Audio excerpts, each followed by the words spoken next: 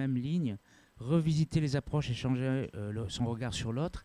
Et la première intervention vous est proposée par Didier Laureillard, qui va se présenter.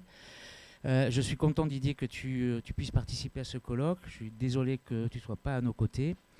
Je te laisse présenter ta communication, sachant que ça fera écho à ce qui se passera aussi demain avec la communication que fera Hélène Donadieu sur Icône.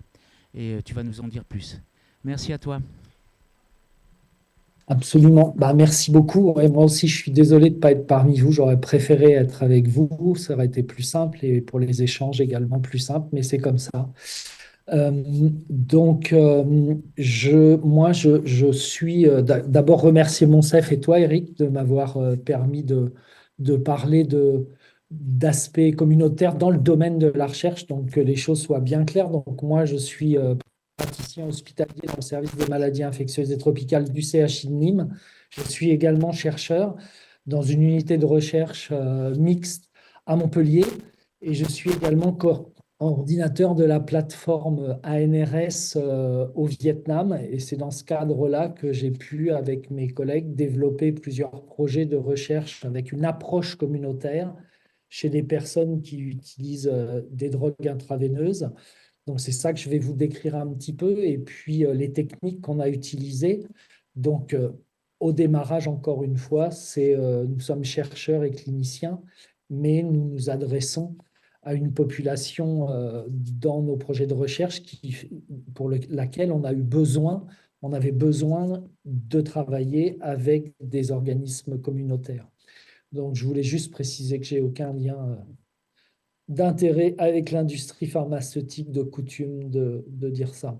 Alors, pour commencer, simplement dire un petit peu en général, de parler en général des populations vulnérables, parce que ce que je vais aborder ne s'adresse probablement pas que à des personnes utilisatrices de substances, mais peut-être un peu à d'autres personnes, à d'autres populations vulnérables. Et puis on sait que tout ce qui lie ces populations, c'est une forme de marginalisation, de stigmatisation qui fait que les gens ont moins accès aux activités de prévention et aux soins. Et d'autre part, ces populations sont à plus forte exposition de certaines maladies comme l'infection VIH, les hépatites virales, les infections sexuellement transmissibles, la tuberculose. Pas toutes, elles ne sont pas toutes plus exposées, mais une grande partie dans les différents pays où nous travaillons sont beaucoup plus exposées à ces pathologies. Alors, quand nous faisons de la recherche pour essayer de décrire des phénomènes, de décrire des populations, d'essayer de trouver des stratégies pour effectivement réduire l'impact des maladies que j'ai citées plus haut. Alors, pour les projets, là, on va être pour les projets de recherche. Le recrutement, il peut se faire dans des centres de soins, les hôpitaux, des centres de santé. Pour ce qui est de la France, les XAPA, les CARUD, pour ce qui est des personnes utilisatrices de substances. Et donc, on a montré à travers l'étude Icône qui sera présentée demain que simplement se concentrer sur des structures de soins à proprement dites, eh bien, par définition, ça ne va pas atteindre les gens qui ne viennent pas dans ces structures. Et donc, on va avoir une couverture très insuffisante et une stratégie, des couvertures très insuffisantes qui ne vont pas nous permettre d'avoir une population très représentative ou en tout cas d'oublier une population qui ne vient pas dans ses soins et qui est probablement, comme je le disais avant, un petit peu plus exposée que les autres. Et donc, il faut des stratégies innovantes, plus larges, qui nous permettent d'atteindre des gens qui ne viennent pas dans ces structures de soins. Alors, il y a des stratégies de recrutement via les organisations communautaires. Donc, il s'agit de dépister, assister donc de membres de groupes communautaires, mais toujours on va vers les participants, mais on est toujours dans un environnement associatif ou de structure, et donc on passe à travers une association. Bon, je pense par exemple à Aide ou à d'autres pour ce qui est les tests VIH, hépatite C. Il faut que les gens, ben, ils viennent dans ces structures également. On ne s'adresse pas à tout le monde. Il faut aussi permettre, quand on est au niveau de ces structures communautaires, une référence vers les soins pour ceux qui sont dépistés positifs. Mais globalement, on voit quand même que même si c'est mieux que les structures de soins proprement dites, le, le, le passage par des structures ou des associations ne permet pas de couvrir l'ensemble de la population. Et je pense qu'Hélène, elle en parlera demain. Dans l'étude ICON, on a bien vu que même via des structures associatives, on n'arrive pas à atteindre une partie de la population. Certaines personnes ne vont pas dans les structures associatives. Alors, quelle autre possibilité s'offre à nous? Eh bien, il y a ce qu'on appelle le recrutement en réseau. Et cette théorie des réseaux sociaux, c'est-à-dire que chaque individu a autour de lui un réseau, son propre réseau, et du coup, avec un partage d'informations par ses connexions sociales, euh, et ce qui permet souvent d'aller plus proche des populations vulnérables entre elles, c'est elles qui vont se recruter, comme je vais vous l'indiquer. C'est assez simple finalement, on n'a même plus besoin d'aller vers, puisque ce sont les gens eux-mêmes qui vont être acteurs de ce recrutement.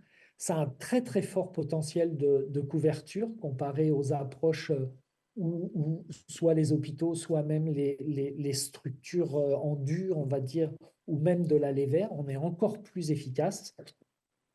Donc, il y a plusieurs stratégies qui sont décrites dans la littérature. Et moi, je vais vous parler de la dernière qui est citée ici, la RDS. Je vais vous expliquer un peu à quoi ça correspond. Alors, cette fameuse RDS, je pense que vous êtes plusieurs dans la salle à avoir entendu et connaître cette technique. Donc, en anglais, Respondent Driven Sampling, ce qui veut dire que c'est les, les participants qui sont directement en charge du recrutement et de l'échantillonnage. Alors, cette technique, elle cible surtout dans l'histoire, elle a été décrite, commence à être décrite dans les années 70 par des équipes américaines en ciblant des populations vulnérables avec une visée purement épidémiologique qui était d'obtenir un échantillon représentatif de la population qui était étudiée pour avoir évidemment une description très précise de ce qu'on était en train d'étudier. Alors le principe, c'est d'essayer d'aller sélectionner des graines, ce qu'on appelle donc les premiers participants à l'étude, qui vont à leur tour aller rechercher dans leur réseau des, des participants qui ont les critères de l'étude. Et donc chaque participant peut avoir 2, 3, 10, 15 coupons, puisqu'il va falloir qu'il prouve qu'il a donné ces coupons à des gens et que quand les gens reviennent pour participer à l'étude, il délivre ce coupon et, euh, et donc on lie ces nouveaux participants à ces fameuses graines et ainsi de suite de manière boule de neige. Ce qui est important parce que c'est souvent sujet à discussion, c'est que il y a une forme de double incitation. Alors, elle peut être financière. Ici, j'ai mentionné financière, mais on peut imaginer toutes sortes de récompenses, entre guillemets, ou d'incitation à la participation à l'étude. Il y a à la fois le fait d'être participant à l'étude, vous avez donc une compensation pour votre participation à l'étude, et puis si quelqu'un d'autre arrive avec un coupon qui vous correspond, eh bien vous aurez une double incitation, une double récompense, entre guillemets. Donc cette approche boule de neige, elle permet, quand on la répète, quand on a plusieurs graines, elle permet de ne pas saturer le réseau et d'avoir un échantillon qui est extrêmement représentatif de la population qu'on veut étudier. Et donc, cette technique était destinée essentiellement au démarrage à des études purement épidémiologiques et descriptives de population. Et nous, notre équipe, comme d'autres, en collaboration avec des gens qui étaient très experts aux États-Unis de cette technique, on a imaginé utiliser cette technique à la fois, bien sûr, pour avoir des données épidémiologiques de qualité, mais également l'utiliser en ayant donc cette représentativité, un moyen d'estimer le plus précisément possible la taille de la population qu'on était en train d'étudier, parce que ça, c'est quand même assez compliqué et on l'a vu dans on l'a entendu dans plusieurs des séances et des discussions. Souvent, le problème du dénominateur, de savoir à qui est-ce qu'on s'adresse, même en termes de nombre, est souvent un problème. Et puis, nous, ce qui nous intéressait, ce n'était pas de simplement, puisque notre équipe, il y a des épidémiologistes, mais il y a aussi des cliniciens, des biologistes, etc., dans nos équipes mixtes.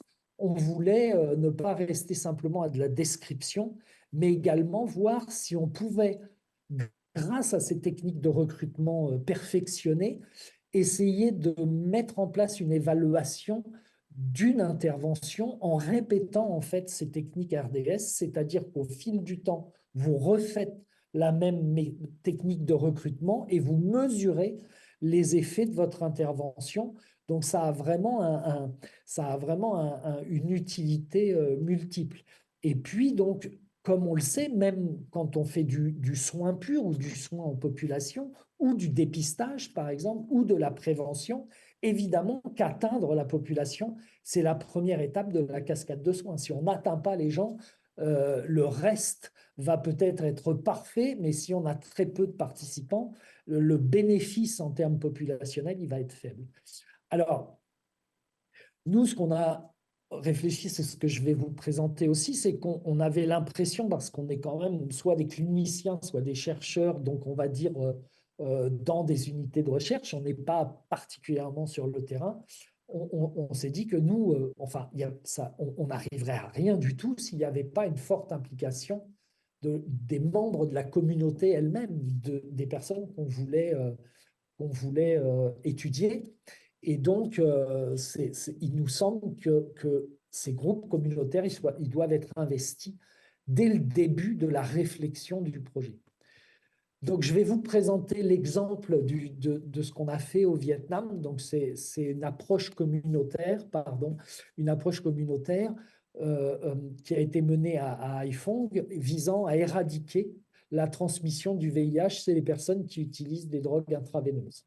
Alors, pourquoi le Vietnam et pourquoi Haiphong? Haiphong, c'est une ville qui est donc à l'est du pays. C'est la ville qui est à l'entrée de la baie d'Along. C'est le plus grand port du pays et avec 2 millions d'habitants et énormément d'usagers d'héroïne dans l'histoire de cette ville, beaucoup d'usagers d'héroïne, avec une très très forte épidémie de VIH concentrée dans cette population des utilisateurs par voie intraveineuse de l'héroïne. Des autorités politiques dans les années 2010, pardon, quand on a commencé, qui étaient plutôt à l'écoute de ces problèmes et qui avaient envie de trouver des solutions pour diverses raisons, des raisons à la fois personnelles et des raisons politiques et de santé publique aussi. Et ces autorités avaient commencé à développer des programmes d'échange, non pas d'échange, pardon, de distribution de seringues. Et ils ont également ouvert, avec l'aide du ministère de la Santé, sur financement PEPFAR américain et Fonds mondial, le premier centre pour dispenser de la méthadone. À cette époque-là, il n'y avait absolument pas, donc on est dans les années 2008-2010, il n'y a aucune structure qui dispense des médicaments de substitution. Et donc, la seule prise en charge de ces usagers d'héroïne était de les mettre en camp de réhabilitation, initialement pour 2 ans. Et vu l'efficacité de ce genre de technique, on était passé à 5 ans d'enfermement dans ces centres de rééducation. Et donc, ça, c'était à l'échelle du pays. Et donc, à Haiphong, bon, les gens un peu plus concernés voyaient bien que cette technique n'avait aucun sens.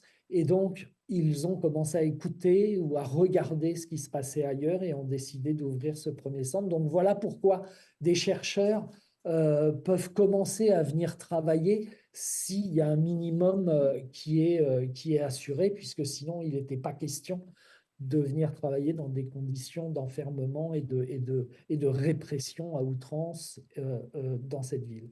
Et puis on avait déjà des collaborations avec la faculté de santé publique, avec des projets, avec l'hôpital régional, et puis surtout une ONG extraordinaire qui travaille au Vietnam, qui s'appelle SCDI, qui coordonne et qui aide toute une multitude de petits groupes communautaires dans tous les domaines, pas seulement usagers de drogue, mais qui en a fait sa spécialité.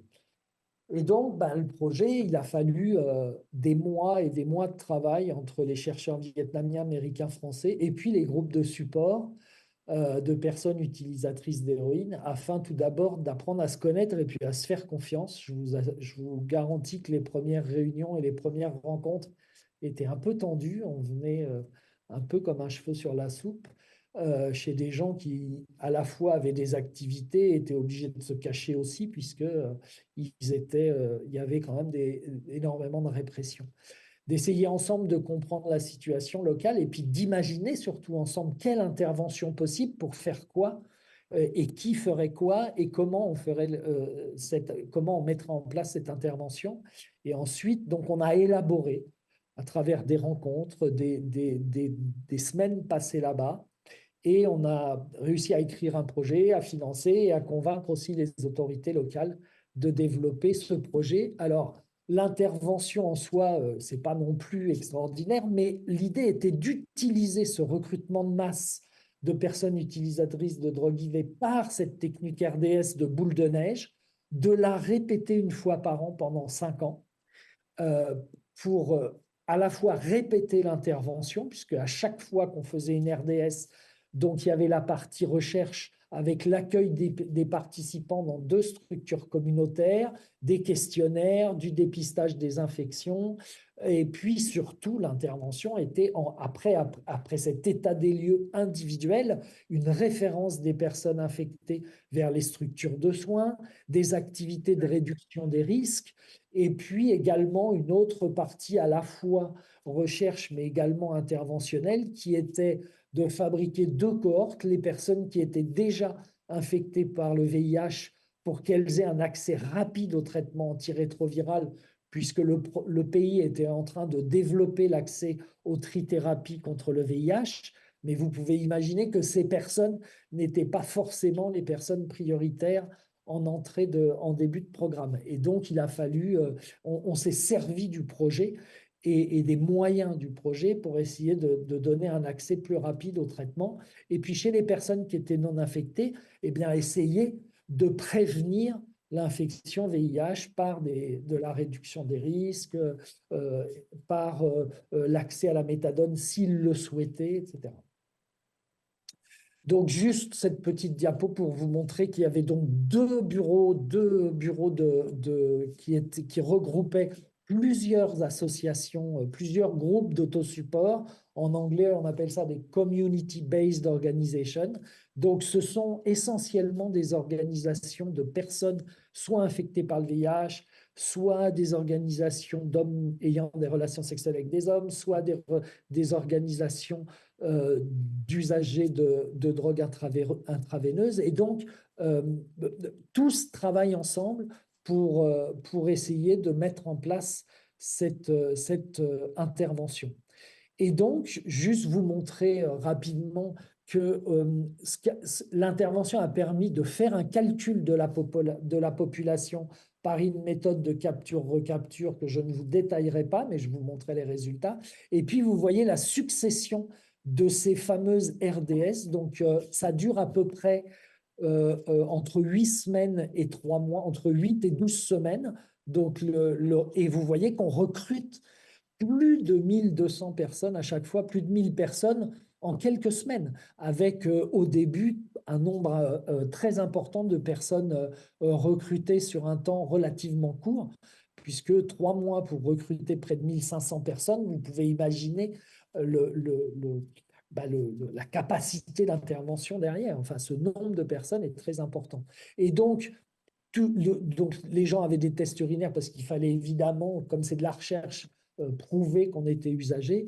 Et puis après, les tests des infections et puis toute l'intervention. Et donc, à la dernière RDS, du coup, nous avons mesuré la différence en termes de prévalence ou d'incidence de prévalence du VIH euh, entre la RDS1 et la RDS4. Donc, bien sûr, les gens étaient, s'ils le souhaitaient, mis sous méthadone, et puis il y a des activations de réduction des risques. Et pour ceux qui étaient infectés par le VIH, un accès facilité et rapide au traitement antirétroviral. Donc, juste pour connaître la population, on disait comme ça, tout le monde disait il y a à peu près 10 000 usagers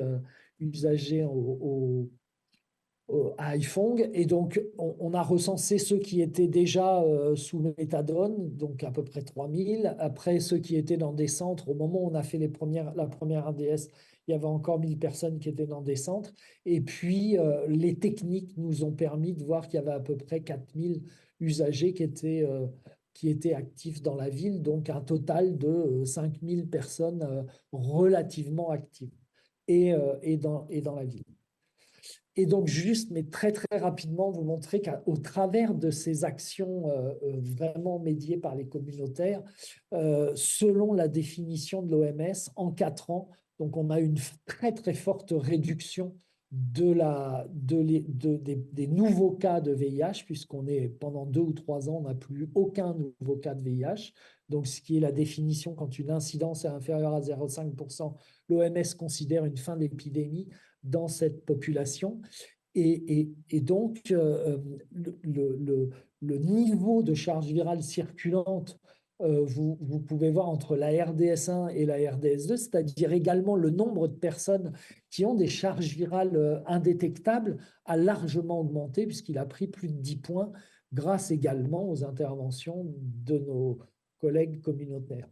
Et donc, quel était le rôle de ces membres des organisations communautaires? Donc, je l'ai dit, ils étaient dans l'histoire, dans l'aventure, dès le démarrage, puisque nous ne connaissions rien. Moi, je ne suis pas un chercheur spécialisé dans ce type d'intervention. Je suis plutôt clinicien. Les épidémiologistes avec qui nous travaillons avaient plutôt une histoire chez les personnes travailleuses du sexe en Afrique. Et donc, il a fallu qu'on construise tout ça ensemble. Et puis après, au cours de l'étude de ces 5 années d'intervention, les communautaires étaient en première ligne du dépistage de masse, puisque l'ensemble des activités étaient sur 2 structures qui étaient totalement gérées par nos collègues communautaires. C'est eux qui faisaient l'enregistrement, qui également faisaient les tests pour voir quels étaient les produits consommés, et remplissaient des papiers, faisaient les questionnaires, et puis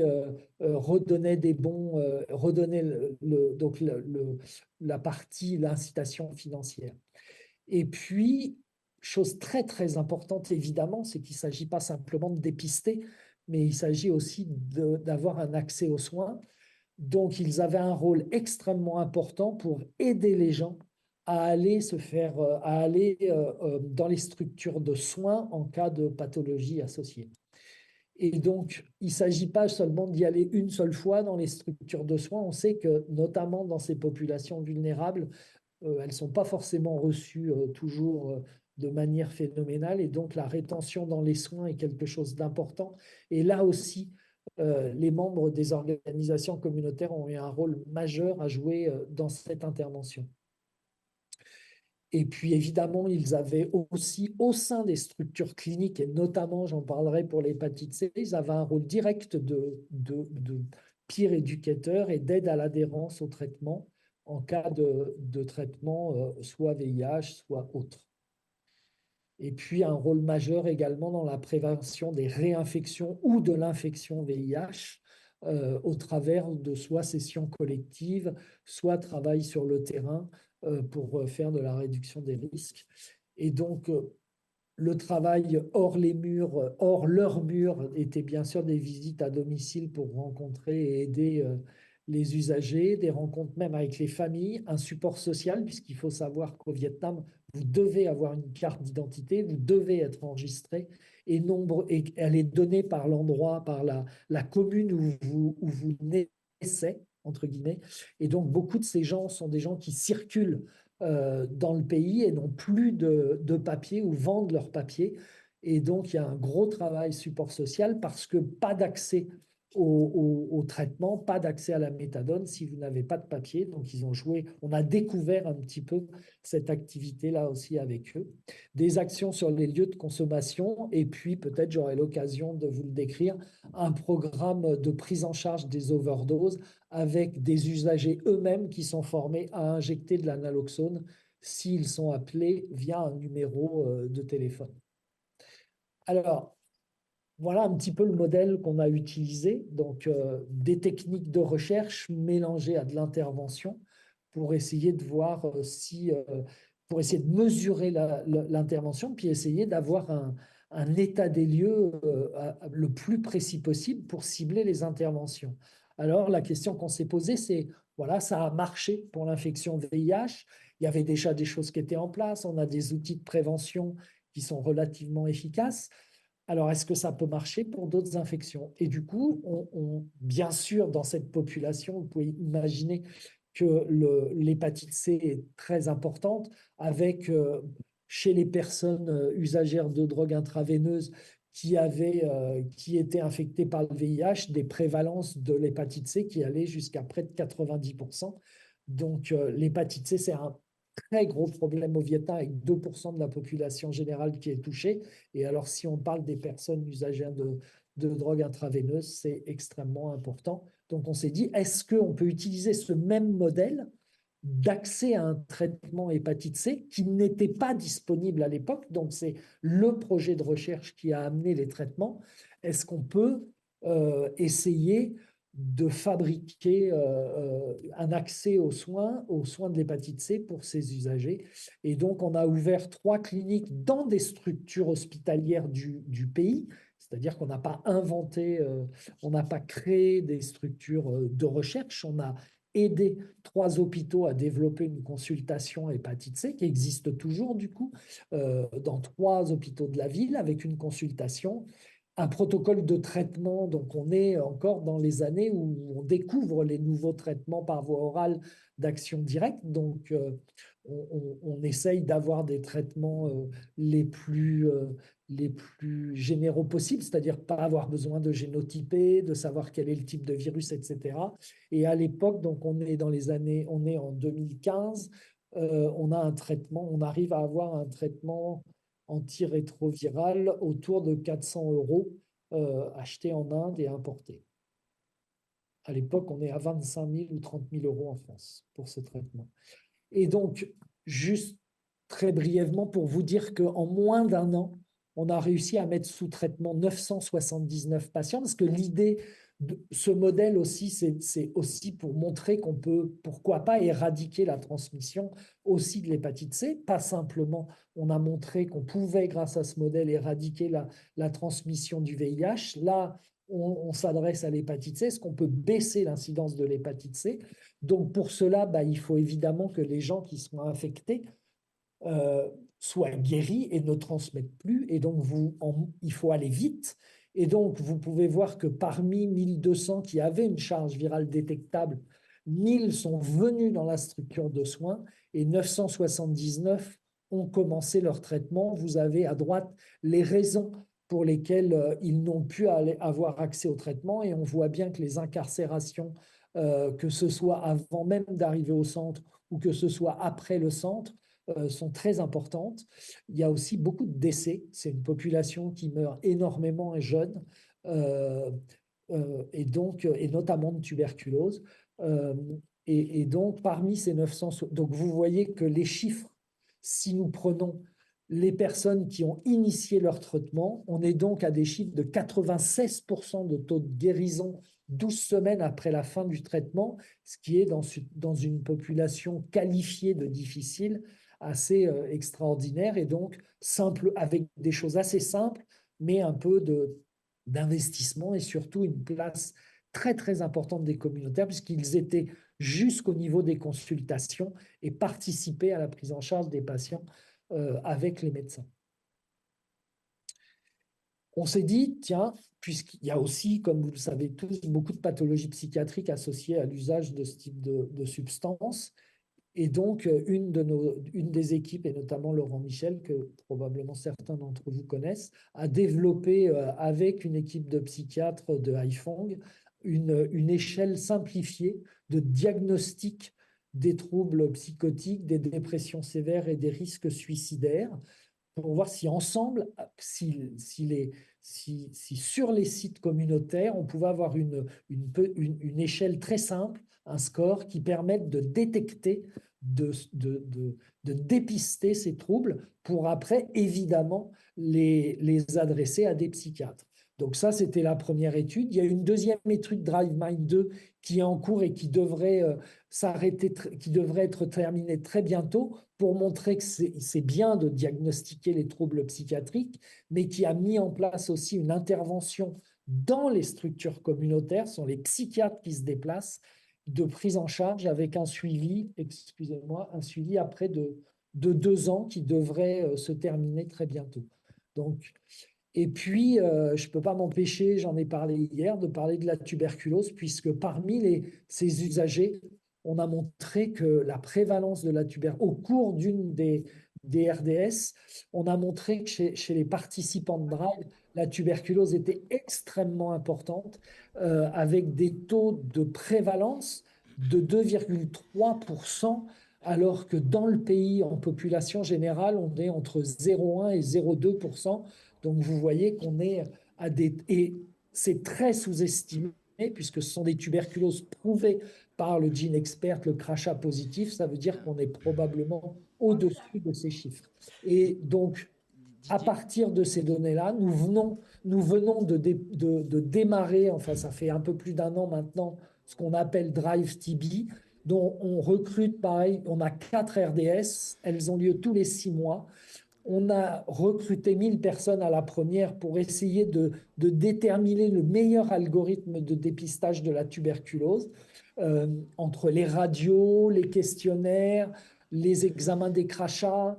Et donc, on a appliqué, on a essayé de montrer quelque chose, de déterminer un algorithme simple, pas trop cher et faisable qu'on est en train d'appliquer, qu'on a appliqué à une deuxième RDS en mai 2024. La troisième devrait être en novembre et en milieu d'année prochaine, nous ferons l'évaluation terminale avec une intervention encore des sites communautaires, puisque tout ce qui concerne la tuberculose, que ce soit les questionnaires sur les symptômes, la collection des crachats, la radiographie de thorax avec un ordinateur qui analyse, ces 3 examens sont faits sur les sites communautaires. Alors, le prélèvement du crachat, pas l'analyse du crachat, mais on le transfère dans un laboratoire central et en 2 heures, on a les résultats avec le GeneXpert. Et Didier, puis, les communautaires donc, vont tracer les cas contacts et puis vont aider à la référence des patients qui ont la tuberculose. Donc, Didier, est-ce que tu est-ce que ça m'entends? marche Est-ce que tu pour m'entends? les autres Ouais. pathologies? Je- La réponse est oui. Excuse-moi Didier, je t'interromps. Est-ce que Ouais. tu as encore beaucoup de slides parce que je pense il y aurait pas mal de questions. L'intérêt est qu'effectivement, toi, tu es sur les 3 salles, tu as un regard à la fois en santé sexuelle, en épidémio et sur la thématique des addictions. Et tu nous montres toute la pertinence qu'il peut y avoir à associer des projets de recherche, notamment communautaires, en lien avec cette population vulnérable qui nous concerne tous, hein, parce qu'on voit bien que ce sont des injecteurs, a priori donc en situation d'addiction, mais qui souffrent de pathologies associées, notamment en termes d'infection, voire de pratiques sexuelles. Donc je pense que la démonstration, elle est vraiment pertinente pour tout le monde, sachant que ça met en évidence aussi les stratégies de contingence dont a parlé Marie ce matin, sur ces récompenses que l'on offre à des usagers pour rentrer dans une logique de meilleure accessibilité aux soins en s'appuyant sur une démarche communautaire. Moi, à moins que tu aies vraiment des slides supplémentaires, je pense qu'il y avait peut-être quelques questions Je dans veux la salle. juste, Ouais. je veux juste aller un tout petit peu plus loin, si tu me permets, Eric, et puis après tu m'interromps. Je voulais juste vous dire que donc le modèle dépistage d'autres infections, c'est oui. Vous allez me dire, est-ce qu'on peut le faire ailleurs qu'au Vietnam? Hélène Donadieu vous montrera qu'on peut le faire et à Montpellier, à Paris, Lyon, Marseille et Pointe-à-Pitre. J'ai un problème, voilà. Euh, donc dans d'autres contextes, c'est oui. Est-ce qu'on peut l'adapter à d'autres populations? Il y a des exemples les, les femmes qui ont des activités sexuelles, les femmes migrantes qui ont des activités sexuelles à Marseille, et chez des hommes ayant des relations avec les hommes. Donc, la population est oui. Et est-ce que ça peut sortir de la recherche? Eh bien, je dirais oui, puisque il y a un programme au Vietnam qui a été implémenté sur 5 provinces par l'ONG SCDI, qui est donc plus du tout de la recherche, donc de l'intervention pure. Et vous annoncez, mais Hélène en parlera mieux demain, que suite à Icône, un article 51 est en cours de construction avec les autorités françaises. Donc tout ça pour dire que oui, on peut pas, avec cette méthode à la fois de recrutement par RDS, d'incitation financière ou pas, hein, d'incitation, on peut faire de l'intervention. Et donc, mes conclusions, modèle très efficace, très forte adaptabilité au contexte. On peut dépister plusieurs infections également ou pathologies, pas seulement les infections. C'est très, très coût-efficace, d'autant plus qu'on intègre plusieurs dépistages et on a des données épidémiologiques majeures. Mais il y a vraiment besoin d'une forte implication communautaire, sinon, à mon avis, ça marcherait moins bien.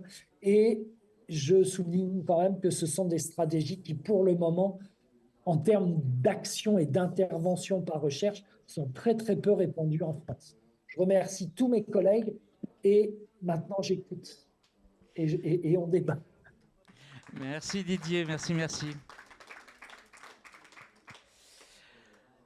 Du coup, on va passer aux questions. Donc, un des candidats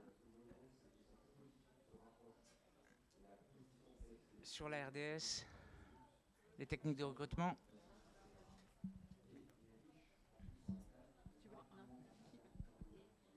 Je suis. Ah non, j'ai cru. J'ai cru. Des réactions, même si ce n'est pas une question, ça peut être une réaction. Remarque.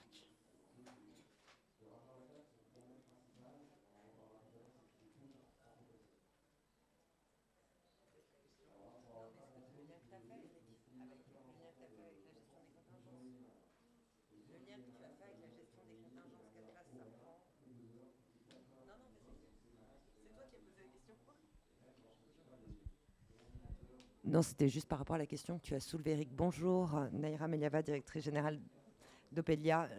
C'était juste par rapport au lien qu'Eric faisait avec la gestion des contingences et la place que ça peut prendre dans ce type de recherche, entre autres pour les graines et tout ce facteur de rétribution.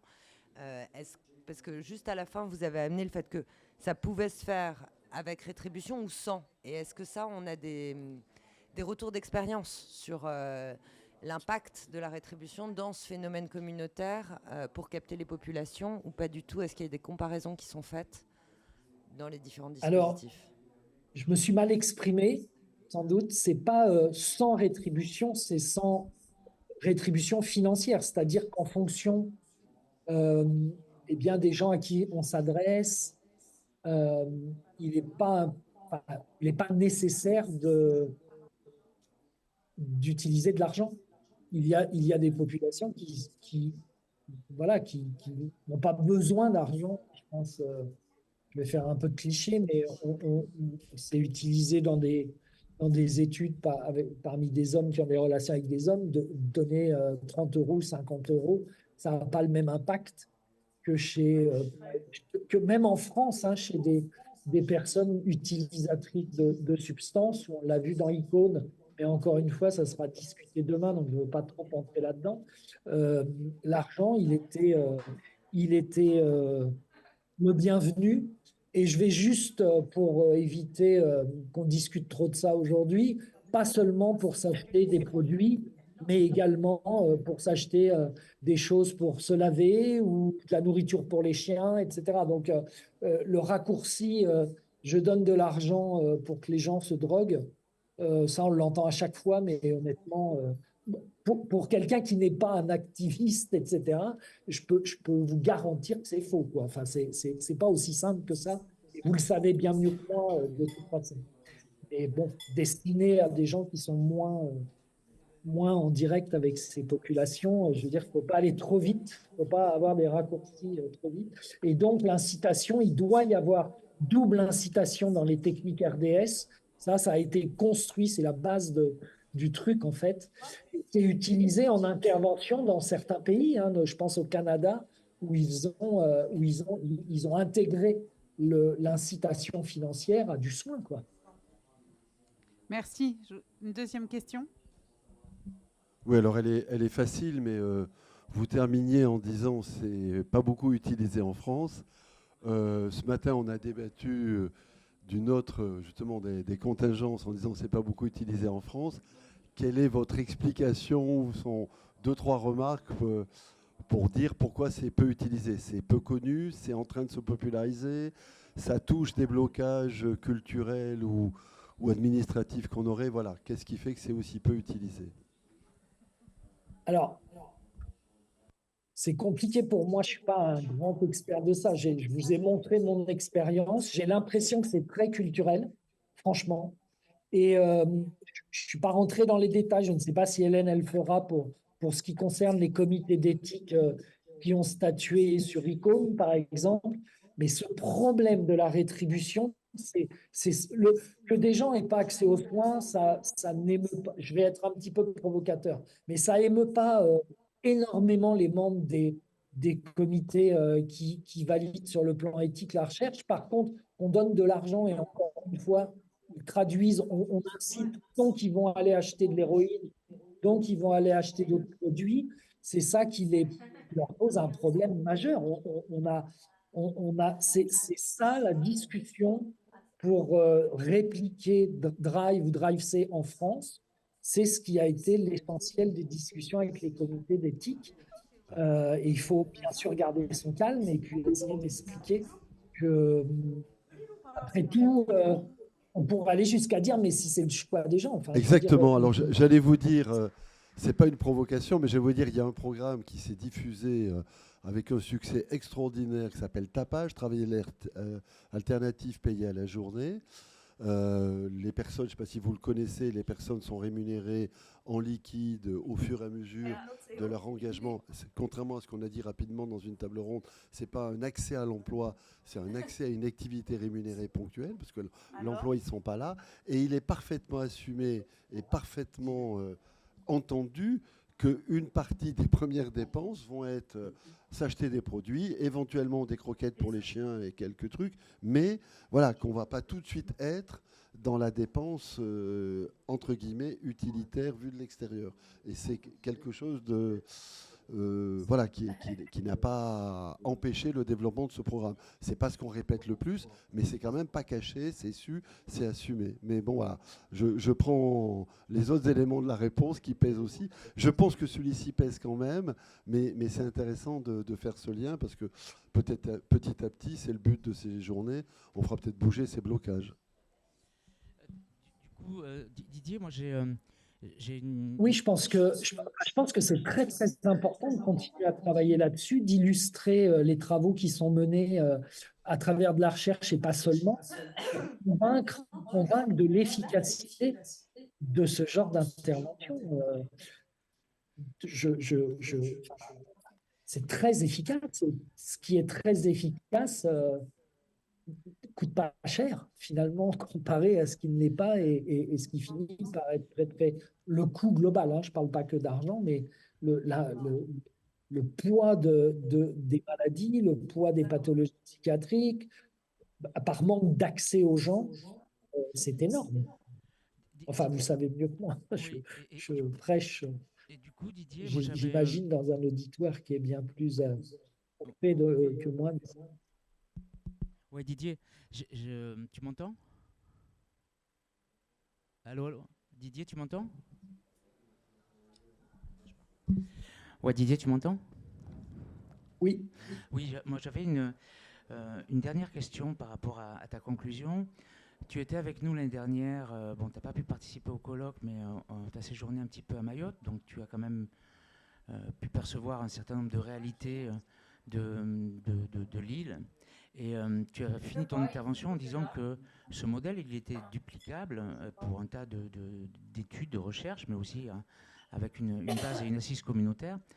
Selon ta perception des choses, de ce que tu connais de Mayotte et de ce que tu as pu expérimenter par ailleurs dans d'autres pays, ce modèle-là, si tant est qu'on devait se lancer dans un projet de recherche, à Mayotte serait quelque chose de pertinent? J'ai eu du mal à tout bien entendre parce qu'il y a des micros qui sont ouverts d'autres participants et donc mais je vois ce que tu veux dire. Si vous pouvez couper les micros des autres, la régie, ce serait sympa. Alors, moi, je pars du principe maintenant, après 10 ans, 15 ans de RDS, mon micro avait été coupé, le mien aussi. Je pense que cette méthode est adaptable partout, sur la plupart des sujets. L'implication de la société civile et des communautaires me paraît être absolument indispensable sur plein de choses. Et je pense, pour répondre à ta question, qu'à Mayotte, je ne vois pas pourquoi. Je réponds à l'envers, évidemment.